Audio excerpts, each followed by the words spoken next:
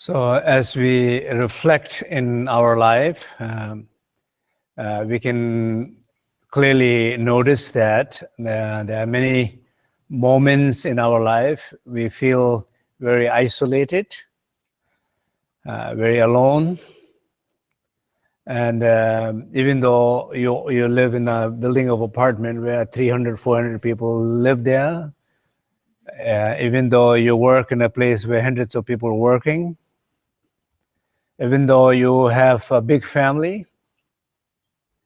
even though you have married and have children, but that not necessarily guarantees that you will not feel lonely.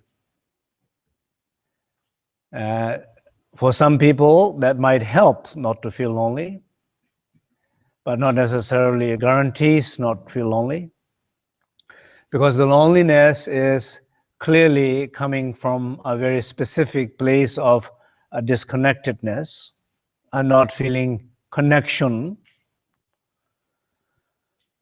And the connection is only one kind of connection, which is connection to oneself. It's not about anybody. It's truly only about a connection to yourself. In this language, when we're talking here, we're talking about like a child's connection to the mother. Child has lost the mother. When we are growing up, you know, as a child, probably a mother reads stories, cares, a lot of attention. And when we grow up, at some point, we lose the connection to parents, to mother specifically, for many different reasons, and sometime not able to fully have that connection. But there's still the need of that connection, but the connection is no longer there as you wish, as you need it. So same way, like when we are disconnected to our essence, we are disconnected to inner refuge, we feel not complete. We feel something is lacking, something is missing. We feel lonely. We feel need to connect. We're trying to find many different kind of relationship with many different people to fulfill that connection. And sometimes we feel it helps temporarily.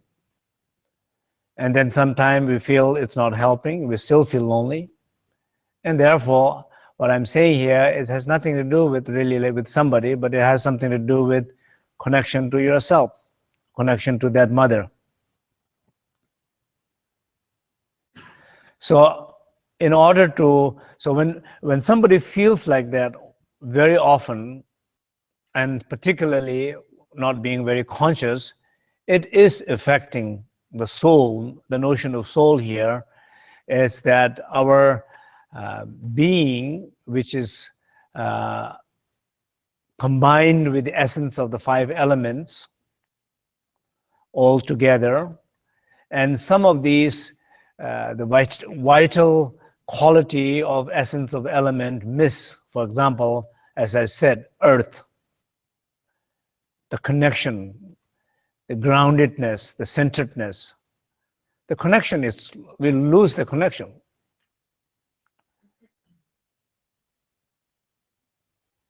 So connection, internally, this connection is not there. And externally, we translate that as something, I need a friend, or I need a partner, I need a love, I need somebody. And we look for them, we replace them, but in the end, it never fulfills completely. But it's continuously affecting the soul. So soul is continuously like some sense of damaging.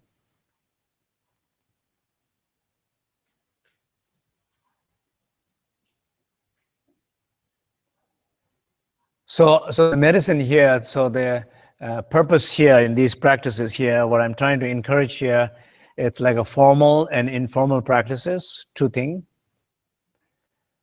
Formal practices, just exactly what we did, which is not very different than very often we have been doing these practices. As I always say, we always do these practices. For me, this is the practice of lifetime. There will be always slightly different emphasis. Qualities are different, emphases are different. Maybe what I'm trying to overcome is different. Maybe what I'm trying to retrieve is different. But the core practice does not change. In this case, it's the same. The core practice is the same. 3 precious pills, the inner refuge. But then, emphasis here is the connection. That sense of friendship, that sense of connection of child and the mother, that sense of connection between a loving friend. When you feel the connection to the inner refuge, particularly to the mother, you feel you find your inner friend. And it is your inner friend. But when we say friend, it's just another word, another language we are using. Because many often in our life, we feel that a friendship is missing, something is missing. The same quality of connection, when you feel the connection to the essence, you find a friend. I found a friend, the best friend, reliable friend, a trustworthy friend. A friend will be always their presence.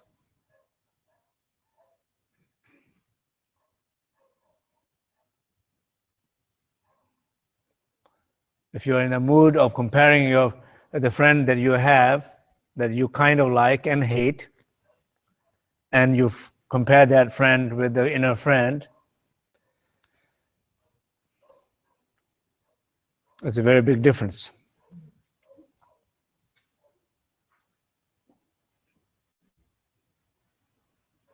But can you replace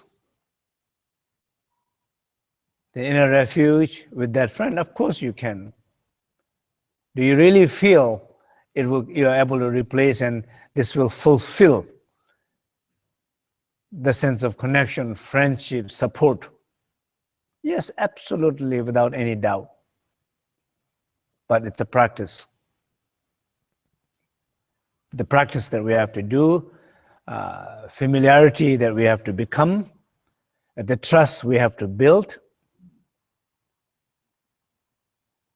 And then there is no doubt it's the best friend.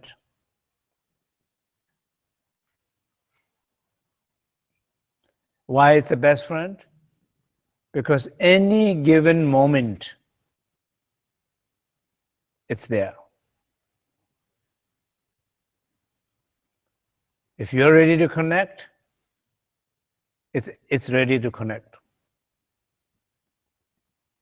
So finding that place, finding that inner refuge, finding that mother, finding that friend, it's what this particular online, how you say, the webcast is topic here. Finding inner friend to overcome loneliness, to heal your soul.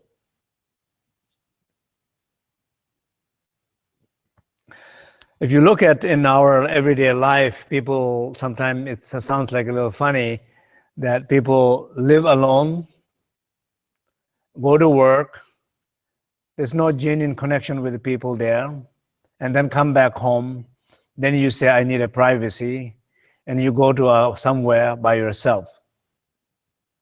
You're already alone, you already feel alone at work, and when you have a day off, you're trying to go somewhere alone. People do that all the time.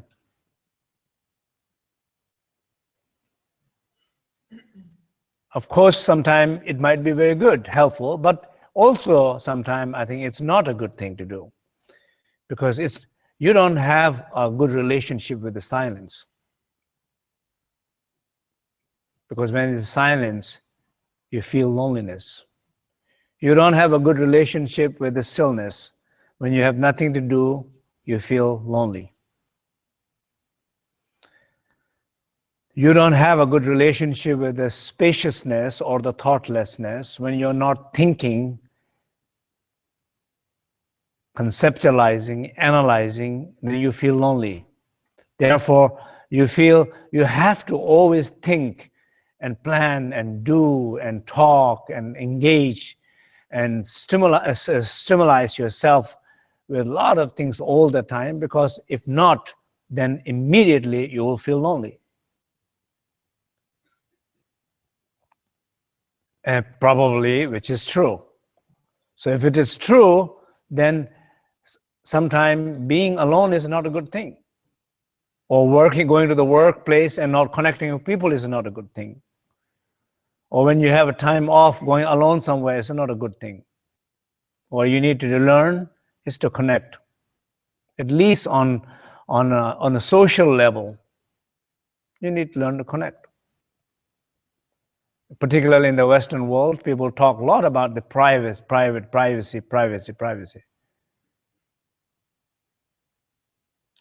Many people need to have privacy to feel lonely. What do you do when you're private? Unless you have a very good relationship with the stillness, silence, spaciousness, those moments of privacy are not a good thing. So I feel that it's really, really important to learn. I think there's a lot of lack of connection between people, between families, between teachers and students, between friends, children and parents, couples. There's a lack of connection. So you can internally do practices, what we're encouraging, but also externally be aware that the work that you need to do is to learn to connect a little bit more.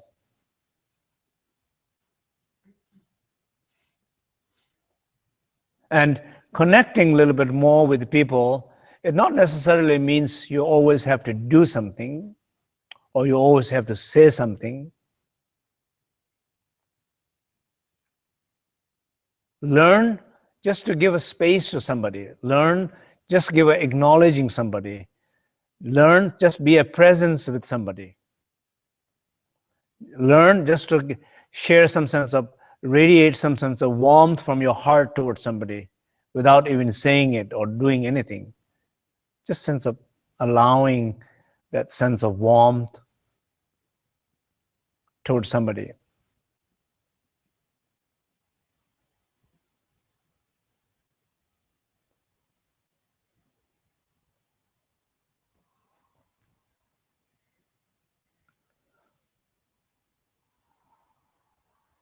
Connection without actions.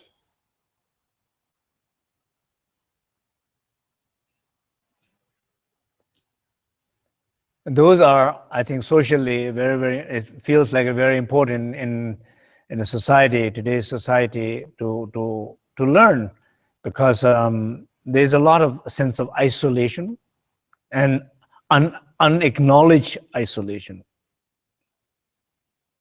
People don't acknowledge enough. People don't recognize enough. And sometimes they call it privacy, you know.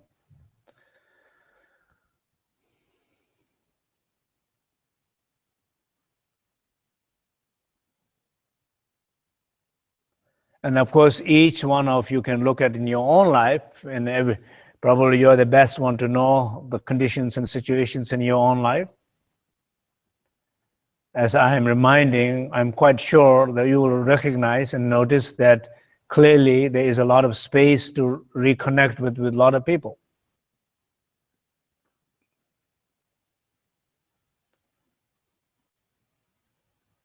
It's not only important for the people who you're trying to connect, but it's most importantly, it's important for you to reconnect.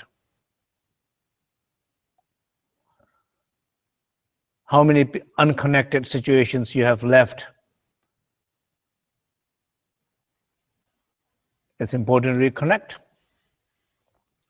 And of course, obviously, one of the things that's very difficult is to even sometimes saying, I don't know why I have to connect. I don't know what is the purpose of connecting. I don't know what it will benefit me to connect. I don't know. I don't know how to connect. I don't know what to do.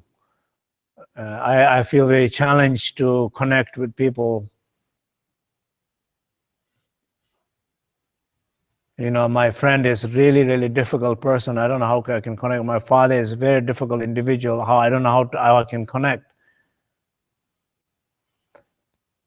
Or whoever you're imagining that the need to connect, and you just think it's impossible.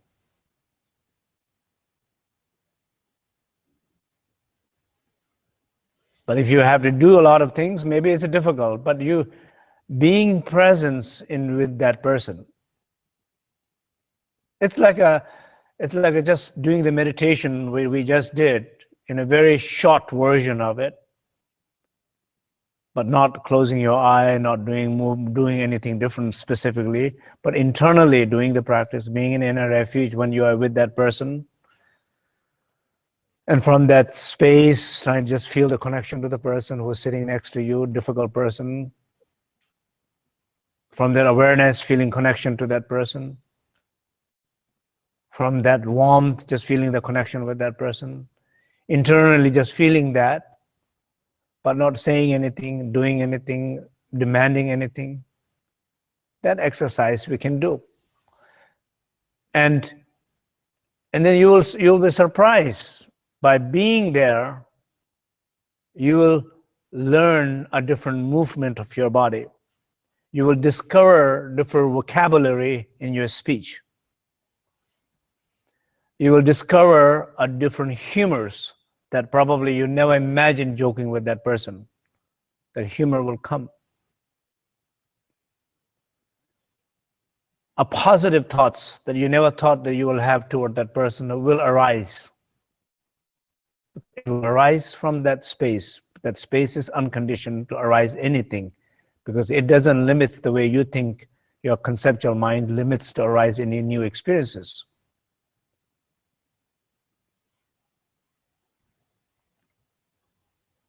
So in order to reconnect with anybody, I think it's also key is to learn to connect with inner refuge, which also means trying to connect with yourself. So that anyway, so in formal practices will be just very similar to what we just did. And then informal practices will be, as I always say, at least like 5 times, remember 5 times, at any moment when you catch yourself feeling lonely, any moment when you are looking for connection, you're looking at somebody, looking at something, looking at some situation, and seeking connection.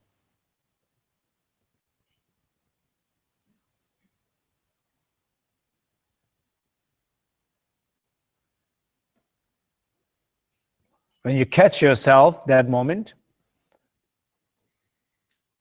it's beautiful. It's like you saw like a mother saw the child. The awareness, notice the need. Mother aware of the child's need. Child is seeking for connection.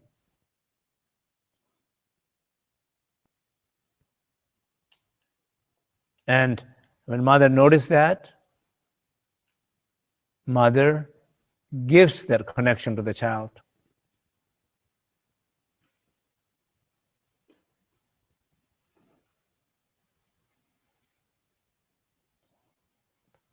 And child stop looking elsewhere when child sees the mother. When child recognizes the mother, it will stop looking elsewhere.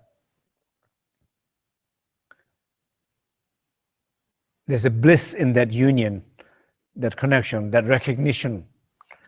That moment, just to rest like a few minutes,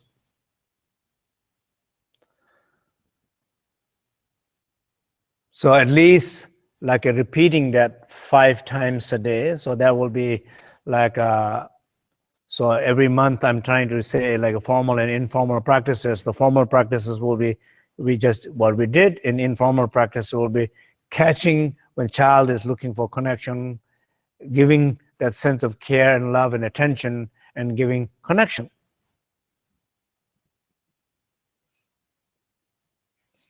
And child stop looking, feeling the warmth and the bliss and the joy of that union of mother and the child. Just experience that, rest there for a moment, move on with your life. Repeat that 5 times, at least 5 times a day. I'm sure you will look for something more than the 5 times a day. But I'm saying at least it's somehow number. You can start with that number and then you can increase the number.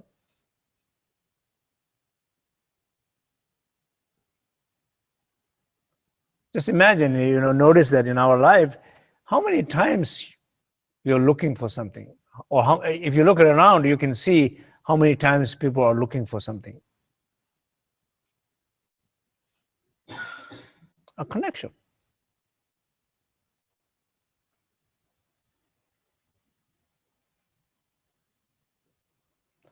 Looking for a connection, I don't think is necessarily bad, but feeling disconnected, not necessarily good. And living with that sense of disconnectedness and loneliness for too long time, it's not a good thing. That definitely does not help to be happy. Definitely that sense of loneliness, people say even the loneliness is also like a risk factor of the heart disease or something like that. People say that. Probably true. Probably loneliness is a risk factor for many things.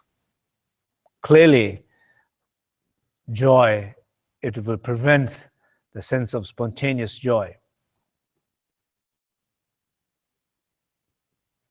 When you're feeling connected, and connected long enough, and then sometimes you just feel like for no reason, you're walking down the street, you just feel so much happiness, so much joy. Everything feels so good. Everything looks very perfect. Where that experience is coming from? It's coming definitely from somewhere, for something, and it's clearly coming from that union of child and the mother, that recognition, that connection is arising from there. So you can create a cause and condition, or you can pay more attention to that awareness of reconnecting, formally and informally. So that's my encouragement of overcoming this loneliness and finding friend within.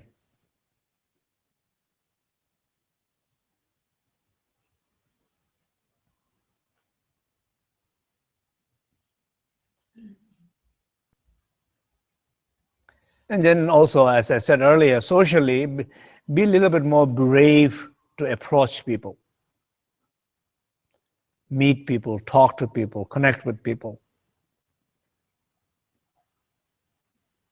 And if you feel like a shy, resisting, and feeling meaningless or something like that, and be conscious of that. It's not necessary to be shy. It's not a meaningless.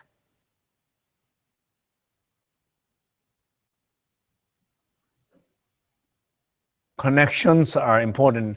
Outer connection can definitely help the inner connection. Inner connection can definitely radiate outside. So you can go from in to out or out to in and do both. Sometime during good meditation, coming from in to out, it might be easier. Sometime during the bad meditation, from outside to in, it's easier.